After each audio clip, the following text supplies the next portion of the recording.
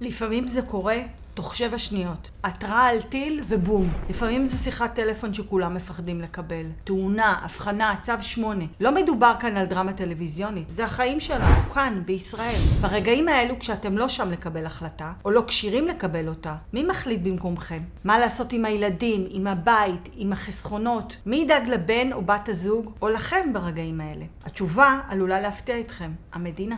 כי אם אין צבא וייפוי כוח מתמשך, המדינה מחליטה עבורכם, ולא תמיד לפי היגיון, לא תמיד לפי הלב, לא תמיד לפי מה שאתם הייתם רוצים לעצמכם או לקרובים שלכם.